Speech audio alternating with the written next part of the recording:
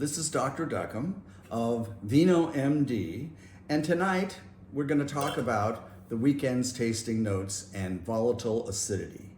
Volatile acidity, commonly called VA by the winemakers, is actually a chemical that can appear in most wines in varying amounts.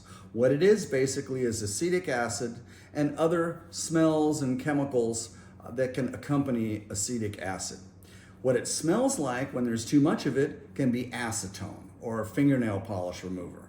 But when there's a very small amount, it gives a very well-rounded extra flavor to the wine and tends to bring out some of the fruit. The fruit typically would be cherry or raspberry types of flavors. So, many years ago, I did an experiment with a friend of mine named George Bursick, who's a prominent winemaker in Sonoma and Napa Valley, and it was for the Professional Wine Society. And what we did was we had varying amounts of acetic acid or vinegar in a blind tasting. We had a Cabernet Sauvignon. The first glass had no flavoring at all in terms of volatile acidity. And as we went through the wines, there became more and more and more. So we tightened up the amount of vinegar in each wine.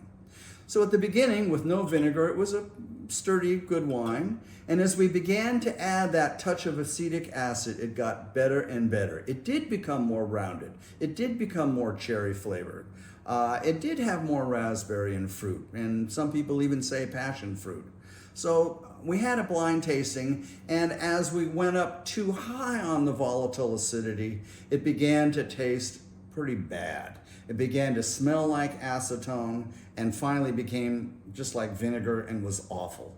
So what it is it's a chemical that's produced by various bacteria during the winemaking process, and some of it is good, but sometimes there'll be an overgrowth of the bacteria and you'll get way too much vinegar and it'll actually destroy the wine.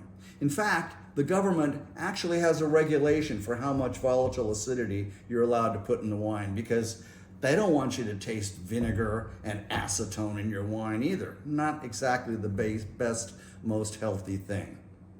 So that's about it for the volatile acidity. And I wanted to move on and talk about my favorite topic, which would be tasting wine.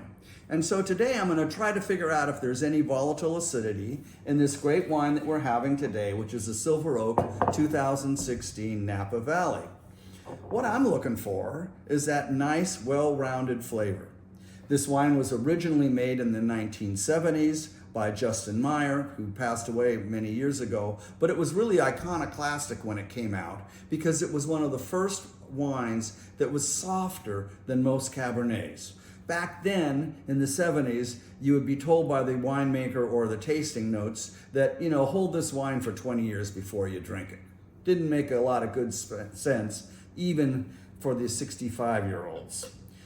In any event, let's try it. All right, it's got lots of tannins, and it does have a nice, well-rounded flavor. There are some cherry notes in this Cabernet. I don't pick up too much raspberry at this point, but it's a nice, sturdy wine. Anyway, that's it for tonight. Toast.